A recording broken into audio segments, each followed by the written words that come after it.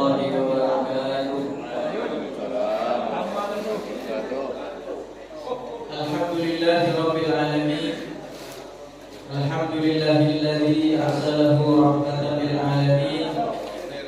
Wa sharahallahu bihi sudur wa anara bihi al-uqul wa fatahallahu bihi a'yunan umyan wa adanan summa wa quluban ghulfa.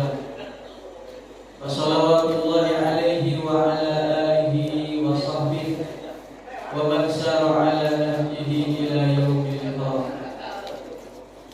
Qala Allah ta'ala fil Qur'anil 'azim, ya ayyuhalladzina amanu taqullaha haqqa tuqatih wa la tamutunna illa wa antum muslimun. Wa qala nabiyyuna Muhammadin sallallahu alaihi wasallam, innamal a'malu binniyat wa innamal likulli imrin ma nawa. Faman kanat hijratuhu ila Allah wa rasulih fa hijratuhu ila Allah wa rasulih. Wa man kanat hijratuhu lid-dunya aw imra'atin yankihuha fa hijratuhu ila ma hajara ilayhi. Qala Allah ta'ala fil Qur'anil 'azim fi ayatin ukhra, laqad kana lakum fi rasulillahi uswatun hasanah liman kana yarjullaha wal yawmal akhir wa dzakarallaha katsiran. Hadirin hadirat, Bapak Ibu jamaah Masjid Al-Mahar yang dirahmati Allah Subhanahu wa taala. Pagi hari ini Allah Subhanahu wa taala kumpulkan kita di masjid yang sama-sama kita cintai ini. Semoga apa yang kita lakukan pada pagi hari ini maupun pada hari-hari sebelumnya semuanya dalam liputan rahmat Allah Subhanahu wa taala, dan semuanya kita niatkan karena Allah Subhanahu wa taala, sehingga apa yang kita lakukan berupa amal kebaikan kita harapkan akan menjadi pemberat timbangan amal soleh kita nanti di yaumil akhir. Amin ya rabbal alamin.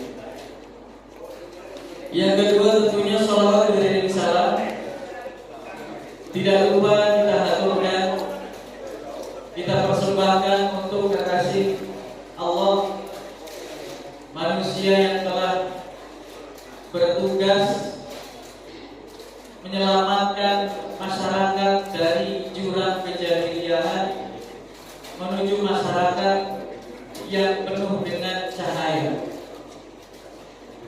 Dialah Nabi kita Muhammad sallallahu alaihi wasallam.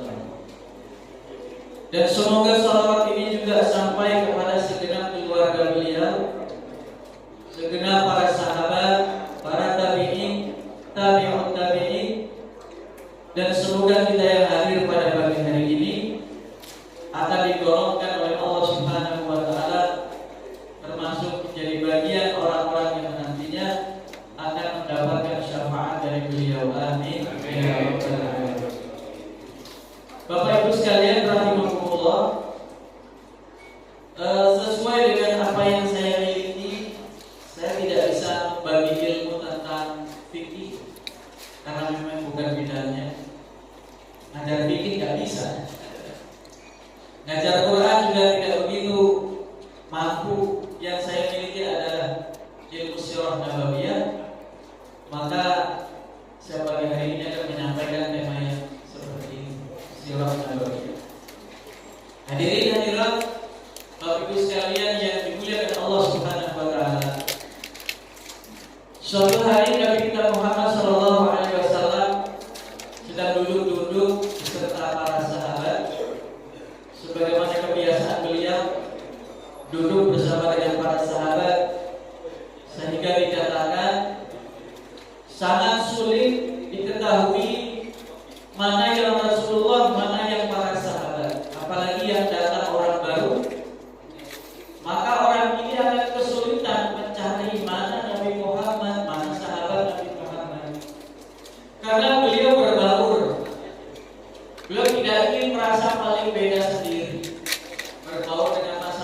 dengan para sahabat.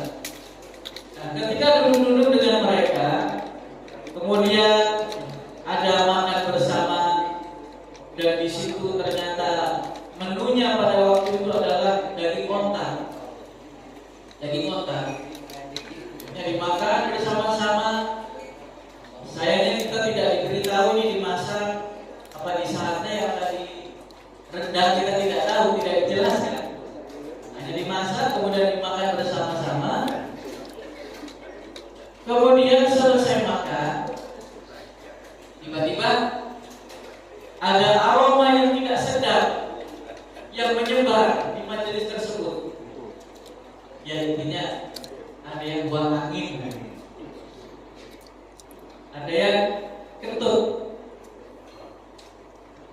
Maka sahabat ini pada gelisah, sudah mulai toleh kanan, toleh kiri, siapa yang dia buang angin. Nah, tentunya pemilik angin tersebut kan tidak mungkin mengaku, apalagi di tempat umum, tempat ramai, tidak mungkin menyampaikan saya buang angin. Maka kemudian selesailah dari majelis itu, Nabi Muhammad mengatakan kepada mereka, wahai para sahabatku, siapa yang tadi makan daging onta, pergilah ke tempat wudu, pergilah ke sumber air, berwudulah kalian. Kira-kira yang berangkat wudu yang tadi kentut apa yang semuanya? Semuanya ya. Karena semuanya makan daging Pak tadi itu. Semuanya makan daging onta, dan semuanya mau tidak mau karena perintahnya. Siapa yang tadi makan daging onta, maka dia harus berwudu. Semuanya pergi ke tempat wudu. Dari kisah ini, apa yang bisa kita ambil? Nabi Muhammad Shallallahu Alaihi Wasallam tidak ingin membuat malu sahabat yang tadi buang angin.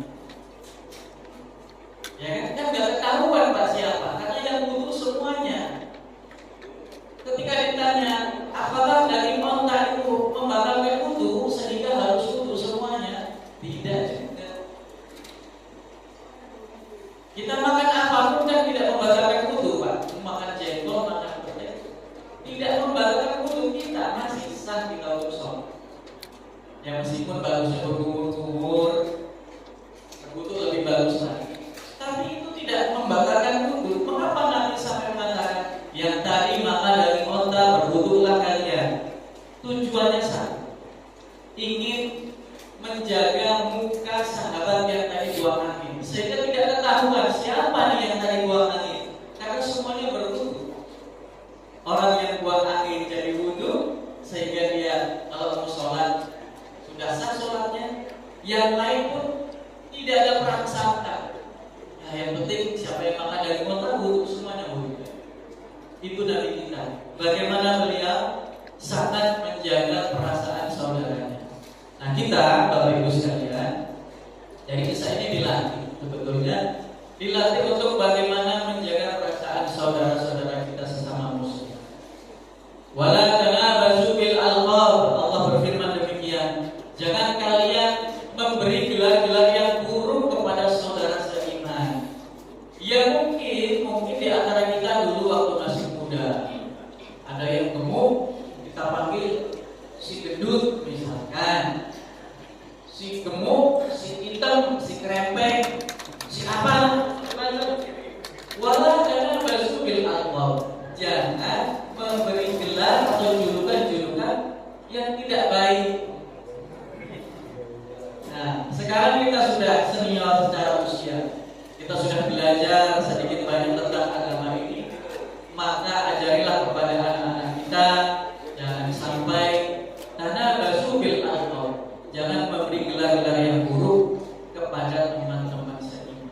Apalagi sampai membicarakan keburukan. Membicarakan keburukan saudara kita itu tidak boleh. Bahkan membicarakan sesuatu yang fakta terjadi itu pun tidak boleh. Kalau membicarakan keburukan orang atau membicarakan sesuatu yang tidak dilakukan oleh saudara kita, itu kan namanya fitnah, ya kan? Memfitnah orang. Dia begini, padahal kenyataannya tidak. Itu nggak boleh. membicarakan keburukannya, meskipun keburukannya itu memang iya, itu memang begini, memang pelit, memang begini dan sebagainya, itu kita bicarakan itu tidak boleh.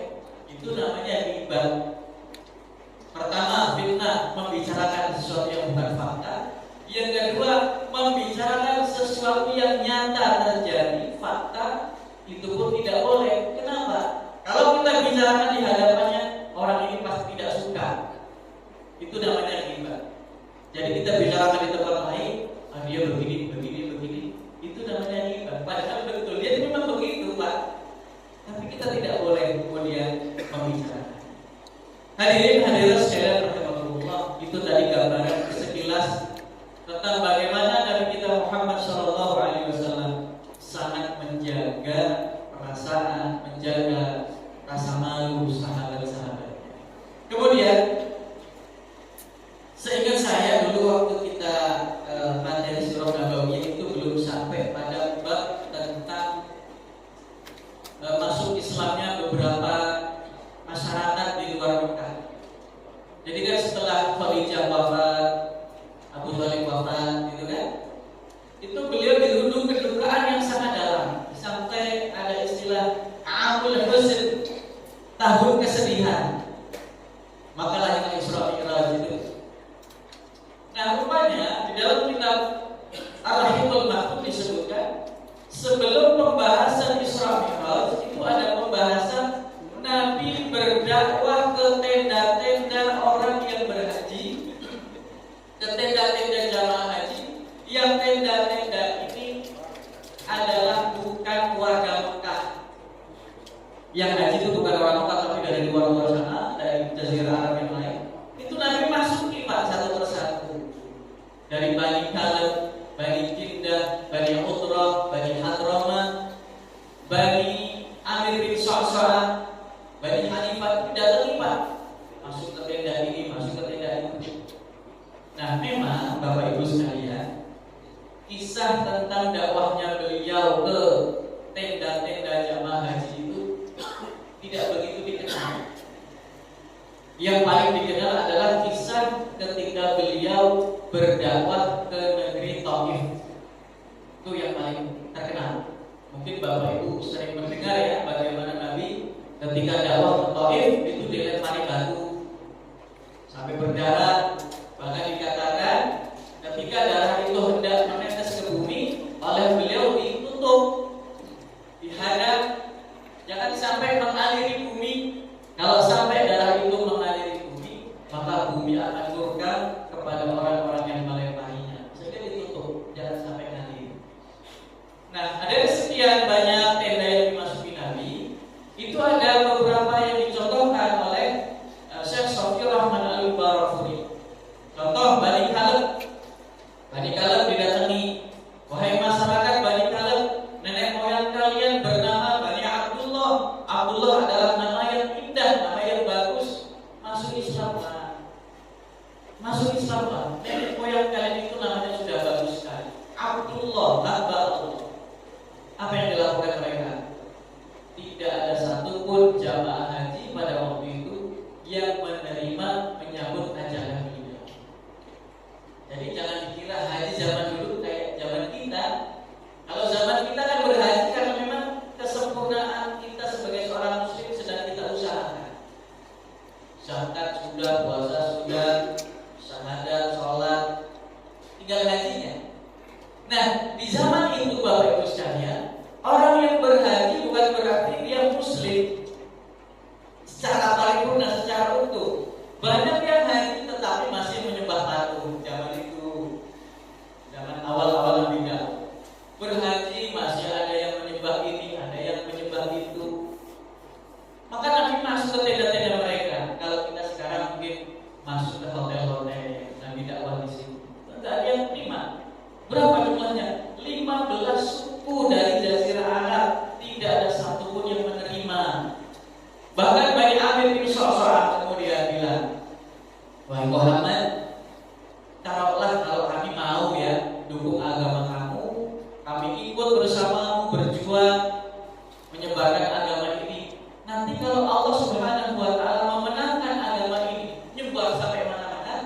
dan kami sudah mendukung kamu. Kira-kira kami dapat jatah apa? Dapat jabatan apa? Maka Nabi mengatakan, jabatan, kedudukan, kemuliaan itu milik Allah Subhanahu wa taala. Allah akan memberikannya kepada siapapun yang Dia kehendaki. Bisa jadi kalian enggak dapat, bisa jadi kalian dapat, terserah Allah, itu haknya Allah memberikan kepada siapapun yang Dia kehendaki. Apa jawaban mereka? Mereka bilang, kalau begitu kami enggak jadi masuk Islam. Kami enggak jadi berjuang bersama. Kenapa? Kami nanti enggak dapat jatah di dunia ini. Buat apa berjuang kalau kami enggak dapat apa-apa di dunia ini? Akhirnya dilepas. Ya sudah, kalau memang enggak mau ya enggak apa. 15 suku Arab datang, semuanya enggak ada yang ini. Apakah Nabi kemudian putus asa? Sudah, kalau memang pada enggak mau mending agama untuk saya sendiri. Tidak putus asa. Ini pelajaran bagi kita, khususnya orang-orang seperti kita yang memakmurkan masjid, orang-orang seperti kita yang berdakwah, ya dakwahnya seperti sekedar kultum, ya kan, menyampaikan sesuatu di depan jamaah. Kita tidak dianjurkan, bahkan tidak boleh putus asa. Nabi kemudian, ya sudah, kalian nggak mau, akan aku lanjutkan, aku cari yang lain. Nabi akhirnya dakwah kepada individu-individu. Tadi kan masyarakat, Pak. Sekarang individu-individu. Datang satu orang. Di musim haji ini, Nabi dakwahnya di musim haji, dan itu dilakukan beliau di malam hari. Kenapa tidak siang? Kalau di siang hari malah langsung ditentang sama orang-orang kafir Quraisy. Di malam hari dakwahnya ditemani Abu Bakar, ditemani Sayyidina Ali bin Abi Thalib. Begitu masuk tenda, ketemu satu orang namanya Suwaid bin Shamit. Suwaid bin Shamit ditawari Nabi Muhammad, kamu mau masuk Islam tidak? Kata Suwaid, itu ajarannya bagaimana? Saya belum pernah dengar itu ada ajaran Islam dan sebagainya. Nabi ajarkan, bacakan Al-Quran di hadapan Suwaid. Suwaid bin Shamit tertarik Pak dengan agama Islam. Akhirnya masuk Islam. Pulanglah Suwaid selesai musim haji, pulang ke negerinya, dan negerinya ini adalah Madinah.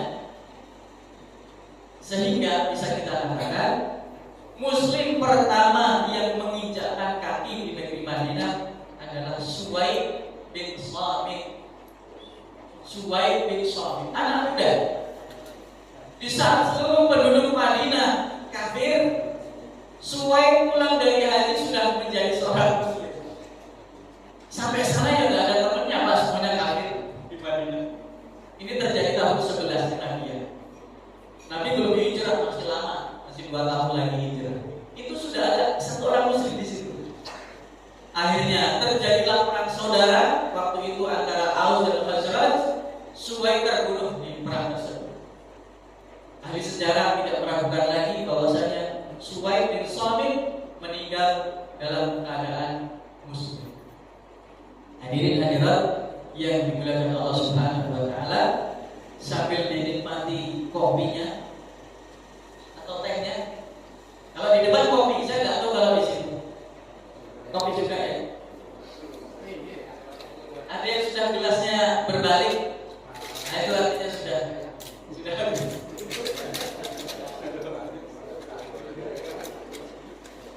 Bapak Ibu sekalian yang dirahmati Allah Subhanahu wa taala, Suwaid bin Shamit. Nabi masuk lagi ke tenda, ketemu satu orang lagi. Namanya Iyas bin Mu'ad. Iyas bin Mu'ad ini ternyata orang Madinah juga, Pak. Orang Madinah juga. Dimasukilah tendanya, ditawari Islam karena Iyas ini adalah seorang penyair, orang cerdas. Dia kemudian sebelum ditawari Islam oleh Nabi Muhammad, dia bertanya dulu, wahai fulan, bisa jadi apa yang ada pada dirimu ada juga pada diriku. Maksudnya kamu punya ilmu itu, kamu punya pengalaman itu, aku pun punya. Nabi Muhammad kemudian bertanya, kalau begitu sampaikanlah apa yang kamu miliki. Kamu punya ilmu apa? Kamu punya hikmah apa? Nabi Muhammad mendengarkan. Iyas bin Mu'ad, aku memiliki kisah-kisah tentang Luqman al-Hakim. Hikmah-hikmah Luqman Al-Hakim. Ayo bacakan, terangkan kepadaku, kata Nabi Muhammad. Dengerin Nabi Muhammad diceritakan hikmah Al-Hakim dan sebagainya. Rasul kemudian bilang, sudah. Dan aku memiliki sesuatu yang lebih indah dari itu. Dia bertanya, wahai Muhammad, apa itu? Itu adalah Al-Quranul Karim, dan aku adalah utusan Allah yang diberi Al-Quran oleh Allah, dan Al-Quran ini kita jadikan sebagai petunjuk dan cahaya. Dibacakan ayat-ayatnya. Namanya Iyas adalah seorang penyair, mengerti betul tentang susunan-susunan kata, keindahan bahasa, kesusastraan yang dengan level tertinggi Al-Quran itu. Kata Iyas bin Wa'ad, kalau begitu aku tertarik dengan tawaranmu. Hikmah Luqman beliau simpan, kemudian beliau mengambil Al-Quranul Karim dan langsung bersyahadat pada waktu itu juga. Iyas pulang ke Yasrib ke Madinah. Kemudian yang ketiga, masuk lagi ke tendanya Tufail bin Amr Ad-Dawsi. Tufail bin Amr, Bapak Ibu sekalian, itu bukan orang Mekah, bukan orang Madinah, dia orang Yaman. Orang Yaman yang kalau melontar roket melewati tanah suci ya. Ini kan harus lewat Arab gitu kan, untuk ke Palestina ke Israel. Tufail bin Amr ini orang Yaman, pinggiran Yaman, datang di musim haji. Nah, dia ini penyair juga Pak. Jadi kedudukan penyair di masa itu secara strata sosial itu termasuk strata nomor 2. Nomor 1 bangsawan, orang-orang kaya itu levelnya nomor 1 dulu di masa-masa Arab itu. Nomor 2 para penyair, nomor 3 pedagang, nomor 4 ya para pekerja, kemudian ke bawah lagi para budak. Ada tingkatan-tingkatan. Nah, penyair memasuki level kedua kemuliaan orang-orang di zaman itu. Tufail bin Amr Ad-Dawsi berangkat di musim haji, dan dia ternyata memiliki keluarga besar di kota Mekah. Saudara-saudaranya mengatakan, wahai Tufail, jangan sampai masyarakatmu, masyarakat Yaman, terpengaruh oleh wabah yang sedang kami alami di sini. Wabah apa itu?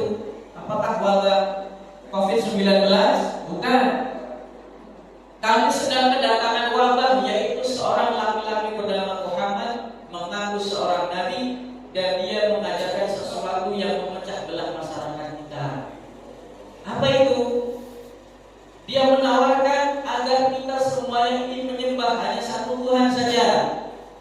Padahal sudah ratusan tahun yang kita lakukan adalah menyembah sekian ratus Tuhan berhala.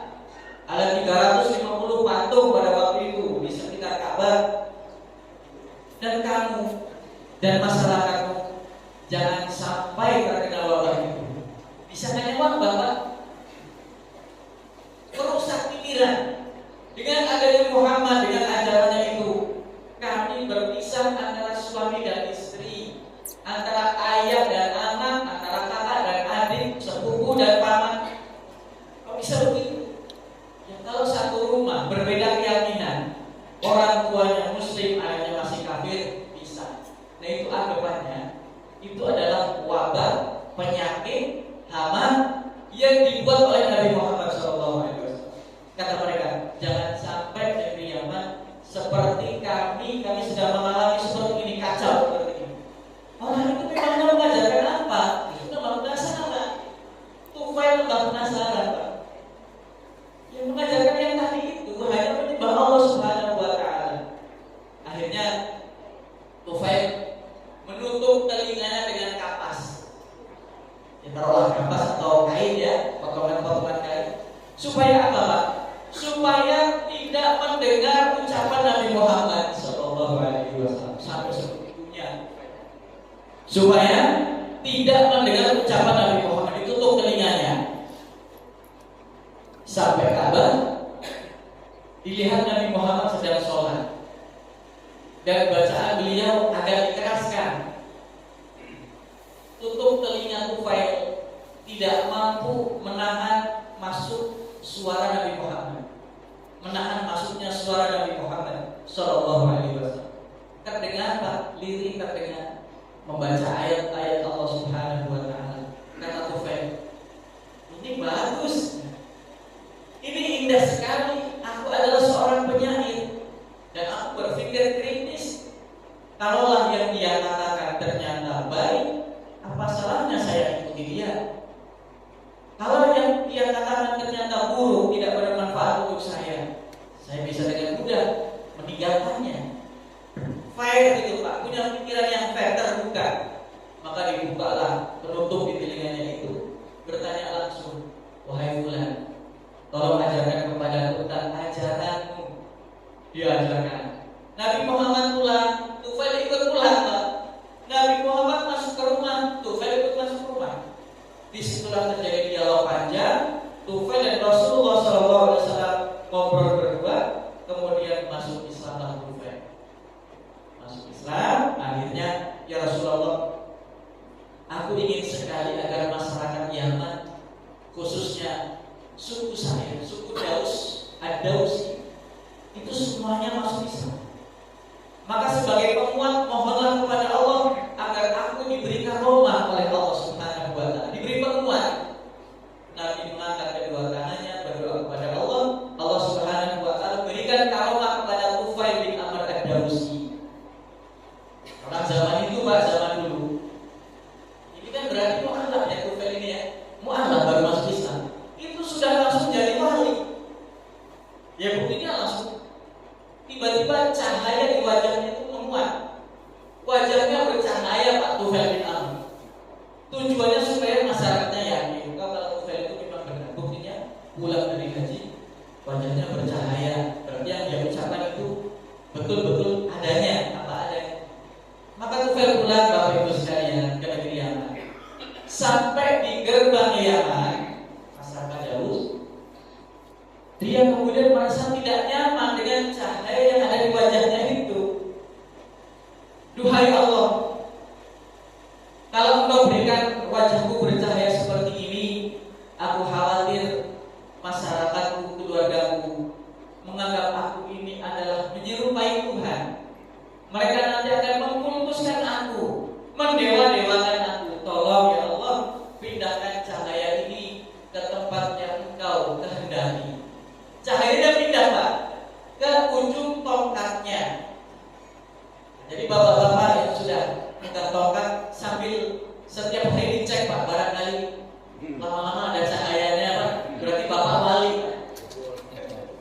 Ada cahaya di ujung. Nah masuk Pak ke rumah, mendakwakan agama di masyarakat Daus. Ternyata apa yang terjadi? Tidak ada yang tertarik dengan agama Islam. Yang tertarik cuma 2 orang, ibu dan bapaknya saja. Masyarakat tidak. Ini menandakan apa? Karomah, kehebatan kita berbicara, kehebatan ilmu kita itu tidak berbanding lurus dengan hidayah Allah.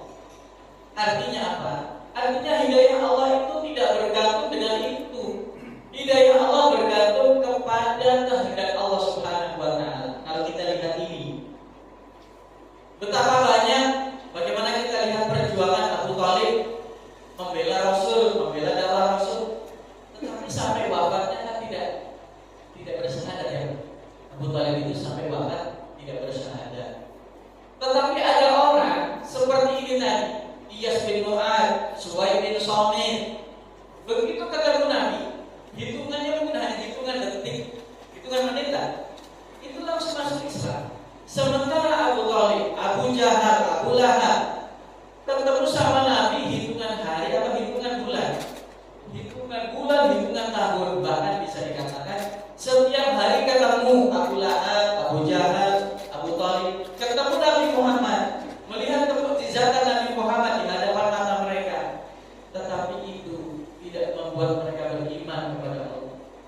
Yang lebih hebat lagi kita ketemu tidak sama Nabi Muhammad, zaman sangat jauh dengan beliau. Bahkan sebagian kita mungkin belum pernah ke tanah suci, belum pernah berkunjung ke makam Nabi. Tapi kok ya kita beriman kepada Allah, beriman kepada Nabi. Itu kata Kiai Haji Bahabuddin Nur Salim Gus Baha. Kita ini termasuk yang hebat. Masuk kita semua ini Kiai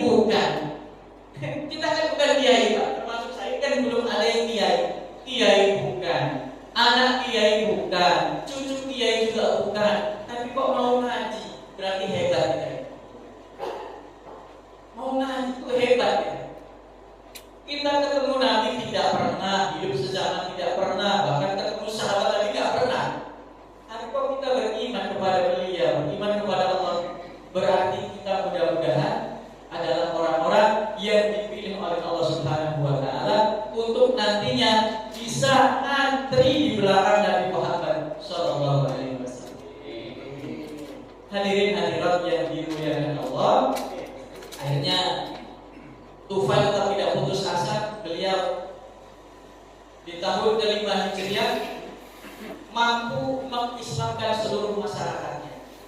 Di awal-awal tadi memang tidak ada yang tertarik, tetapi di tahun 5 Hijriah, kurang lebih berarti 8 tahun setelah beliau masuk Islam, masyarakat Daus masuk Islam. Hijrah, sekitar 80 warganya berpindah dari Yaman ke Madinah. Kemudian selanjutnya beliau berdakwah lagi ke tenda-tenda. Masuklah beliau ke sebuah tenda yang pada waktu itu yang datang dari Yaman juga. Namanya Dimad al-Azdi. Dimad al-Azdi ternyata profesinya sebagai seorang dukun, Pak. Dukun. Spesialisasinya adalah pengobatan dengan cara hembusan angin. Kurang tahu saya dunia supranatural, dunia perdukunan kurang begitu mengikuti. Apakah memang ada jenis pengobatan dengan bentuk hembusan angin atau dengan apa? Tapi dalam kitab Ar-Rahmul Mahfuz disebutkan bahwasanya Dimad al-Azdi adalah seorang dukun yang memiliki keahlian menyembuhkan penyakit dengan cara hembusan angin. Mungkin bahasa mantra terus ditiup, mungkin. Nah, masuk ke kota Mekah. Dimad al-Azdi mendengar masyarakat Mekah mengatakan Muhammad orang gila. Muhammad orang gila. Itu kalimat itu terus terdengar di telinganya Dimad al-Azdi sebagai dukun punya rasa ingin menyembuhkan penyakit gila Muhammad. Dia nggak tahu Muhammad itu yang mana. Maka dicarilah, Pak. Nabi Muhammad dicari. Ketemu, wahai Muhammad, aku dengar kabar dari masyarakatmu kalau kamu itu terkena penyakit gila, terkena saraf gila.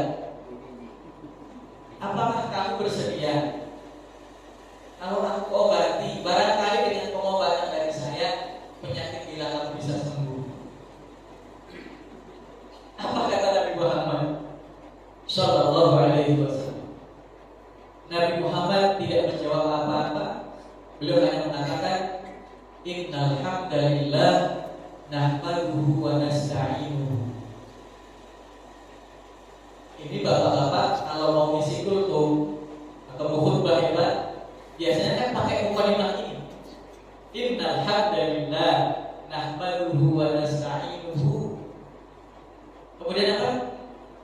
Wa nastaghfiruhu wa na'udzu billahi min syururi anfusina wa min sayyiati a'malina. Nah, lanjutannya ini di dalam kitab Ar-Rahmul Mahfuz tidak diterangkan. Tetapi yang disebutkan hanya innal hamdalillah nahmaduhu wa nasta'inuhu. Kemudian asyhadu an la ilaha illallah wa asyhadu anna Muhammadan abduhu wa rasuluh. Nabi hanya mengatakan itu kepada dukun yang datang kepada beliau. Kemudian Dimad mengatakan, wahai Muhammad, kamu gak sakit berarti. Ini orang-orang pada bohong mengatakan kalau aku sakit gila. Wahai Muhammad, betapa indah untaian kata-katamu tadi. Tolong ulangi lagi. Malah yang kena sihir akhirnya Dimad al-Azdi. Baca lagi, innal hamdalillah nahmaduhu wa nasta'inuhu. May yahdihillahu fala mudilla lahu wa may yudlilhu fala hadiya lahu. Wahai Muhammad, indah sekali ucapanmu. Tolong ucapkan sekali lagi sampai 3 kali. Begitu yang ketiga, Dimad mengatakan asyhadu an la ilaha illallah wa anna Muhammadan Rasulullah. Hadirin yang dirahmati Allah Subhanahu wa taala. Tidak cukup sampai di situ. Suatu hari Nabi kedatangan seorang tamu dari suku Ghifar datang. Tamu ini kemudian mengatakan, ya Rasulullah, aku dapat tugas dari kakak saya untuk menggali informasi tentang diri Anda ini, biografinya bagaimana, yang Anda ajarkan itu apa? Tolong terangkan, diterangkan.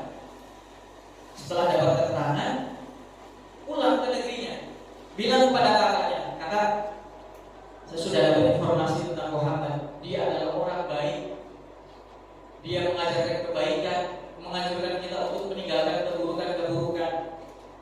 Kakaknya kemudian mengatakan, wahai adikku, informasi yang kamu sampaikan justru membuat aku semakin penasaran dengan orang itu.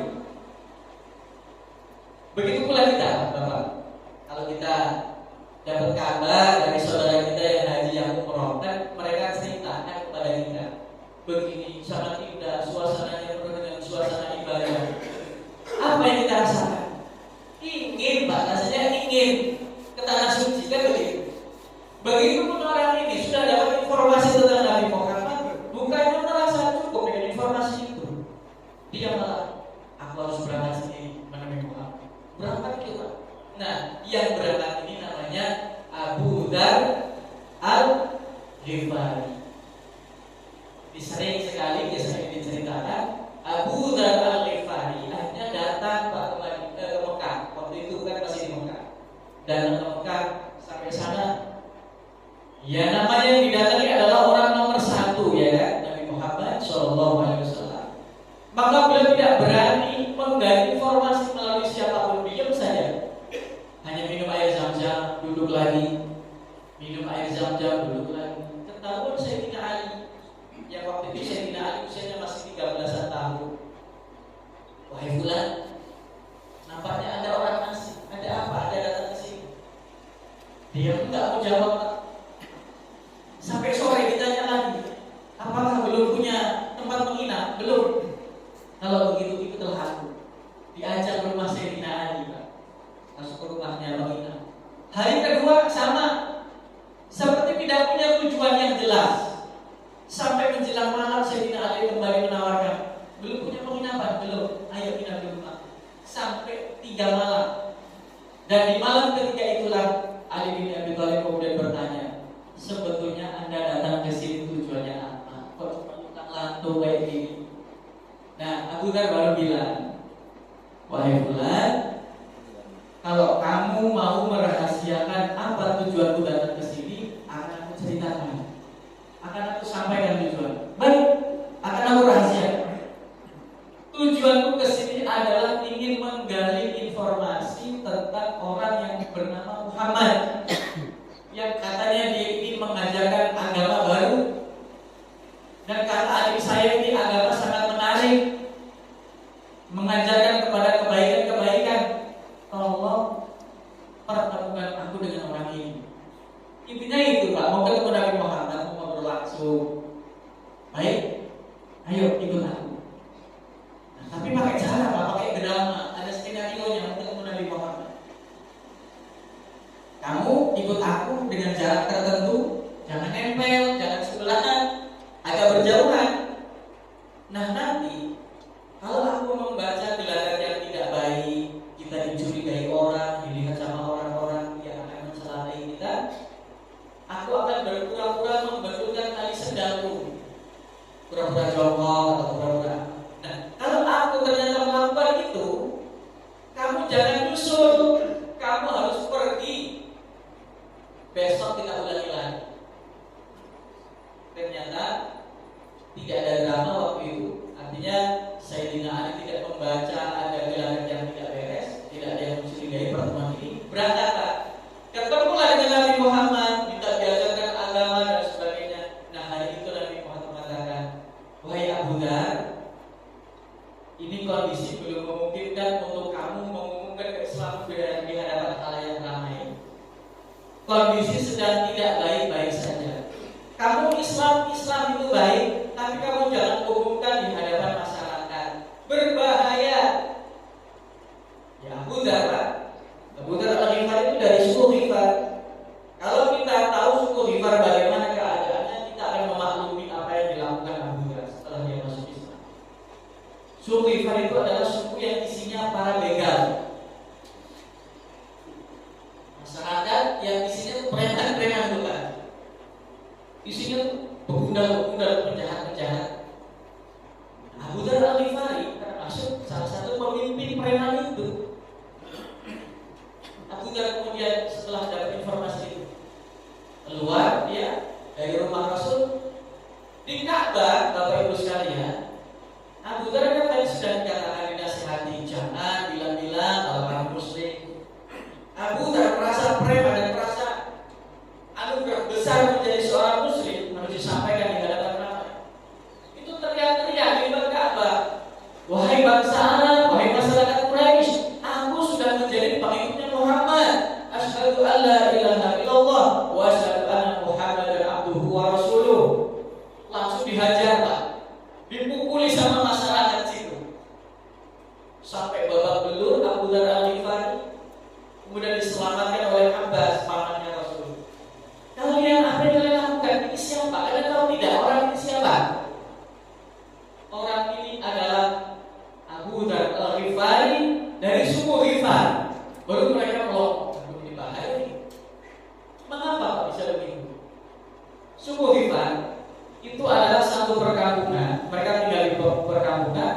Yang orang-orang Arab Quraisy, orang-orang Arab Mekah, kalau mau berdagang ke negeri manapun akan lewat suku ini, akan lewat kampung ini.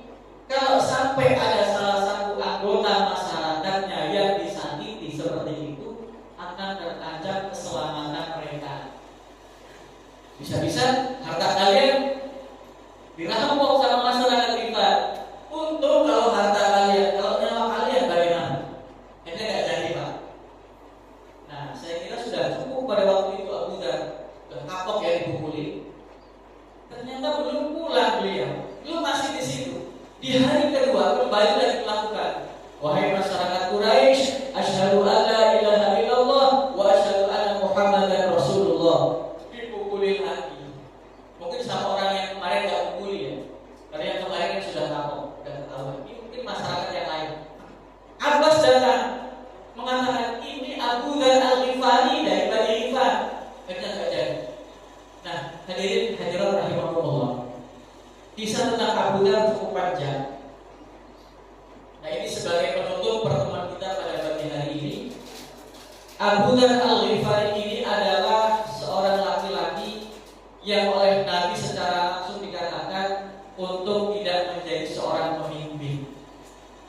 Nabi langsung tuh bilang kepada beliau, Abu Dzar, innaka mru'un dhaif, kamu adalah laki-laki lemah. Kamu jangan berani-berani mengangkat dirimu, mencalonkan dirimu menjadi pemimpin. Bahkan kalau kamu beserta dengan 3 atau 2 orang, kamu jangan berani-berani untuk menjadi pemimpin dari 3 orang itu. Apalagi pemimpin masyarakat. Innaka mru'un dhaif, kamu laki-laki lemah. Dan aku mengatakan itu wahai Abu Dzar kepadamu, bukti cintaku kepadamu. Bukan aku mencintai kamu, bukan, tapi karena aku mencintai kamu. Nabi Pak bisa membaca potensi sahabat-sahabat.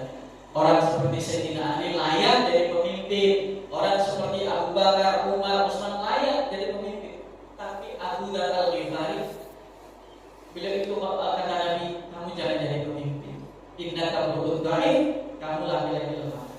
Kita berpikir sekarang, laki-laki lemah itu bagaimana maksudnya? Apakah karena nggak soleh? Bukan, Pak. Ternyata setelah digali Abu Dzar Al-Ghifari itu saking solehnya sehingga tidak bisa jadi pemimpin. Bagaimana kita lihat konsep rezekinya Abu Dzar? Abu Dzar bilang, ya cari hari ini untuk makan hari ini. Beliau seperti tidak ada rencana untuk masa depan. Besok ya besok lagi dipikir. Sekarang ya kita pikirkan sekarang. Makan hari ini kita pikir hari ini. Nah, kalau jadi pemimpin seperti itu nggak bisa, Pak. Pemimpin kan harus jangka panjang. Besok masyarakat yang di sini harus kita santuni. Besok anak yatim yang di situ harus kita urus. Besok ada tanah kosong yang di situ harus kita garap. Kan berbicara jangka panjang. Nah, Abu Dzar tidak memiliki konsep itu di dalam benaknya. Yang ada dalam benaknya adalah apa yang ada hari ini kita makan hari ini, besok ikhtiar lagi, besok ikhtiar lagi. Nah, itulah kata Nabi, kamu itu dalam tanda kutip terlalu soleh untuk jadi pemimpin. Tidak cukup dengan modal seperti itu, kamu harus punya konsep-konsep dan sebagainya. Nah, Abu Dzar Al-Ghifari pernah kemudian digandeng oleh Nabi Muhammad SAW. Wahai Abu Dzar, kamu lihat gunung itu, gunung Uhud itu, lihat ya Rasulullah, betapa indahnya gunung itu terkena sinaran rembulan karena menjelang malam. Itu seperti emas, Pak. Ini bisa. Wahai Rasulullah, itu seperti bongkahan-bongkahan emas, indah sekali. Betul Abu Dzar. Dan ketahuilah wahai Abu Dzar, bahwasanya Allah Subhanahu wa Ta'ala pernah akan menyerahkan bongkahan-bongkahan itu kepadaku setelah gunung Uhud dijadikannya emas. Gunung Uhud, Pak, pernah oleh Allah Subhanahu wa Ta'ala akan dijadikan sebagai emas, dirubah jadi emas. Dan apa kata wahai Abu Dzar? Aku mengatakan kepada Allah Subhanahu wa Ta'ala, duhai Allah, aku tidak mau dikasih emas, Pak, sebesar gunung Uhud, tidak mau, Pak. Kalau Pak Isyan mau nggak?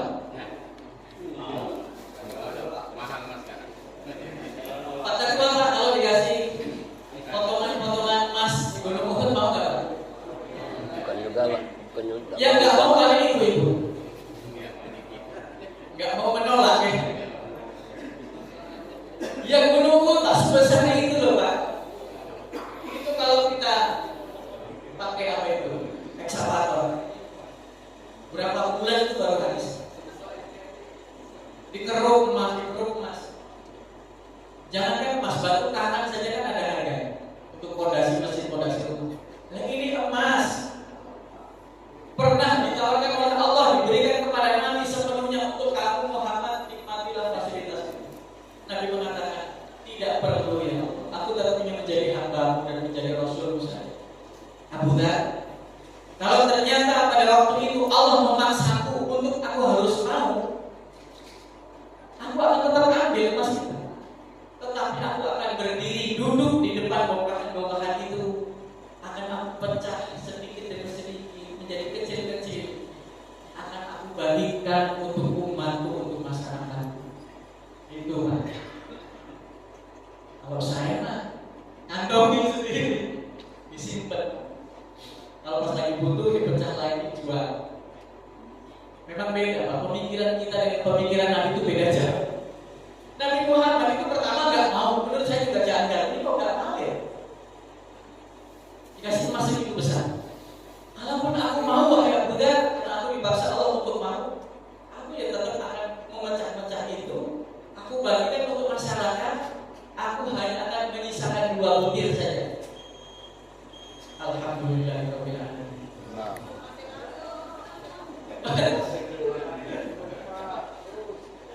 Alarm sudah berbunyi dan kisah emas belum selesai. Jadi kisah emas ini kita lanjutin sedikit. Akan aku simpan 2 butir emas itu untuk aku makan di hari itu, dan yang satu lagi untuk aku bayar hutang-hutang. Nabi Muhammad masih punya hutang.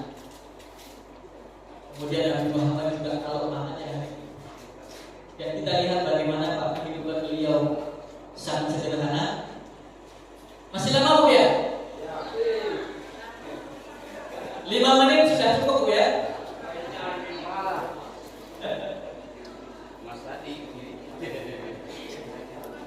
Bapak Ibu sekalian yang dirahmati Allah Subhanahu wa taala, saya tanyakan dulu kepada moderator karena beliau yang berhak untuk menentukan. Kira-kira gimana? Alhamdulillah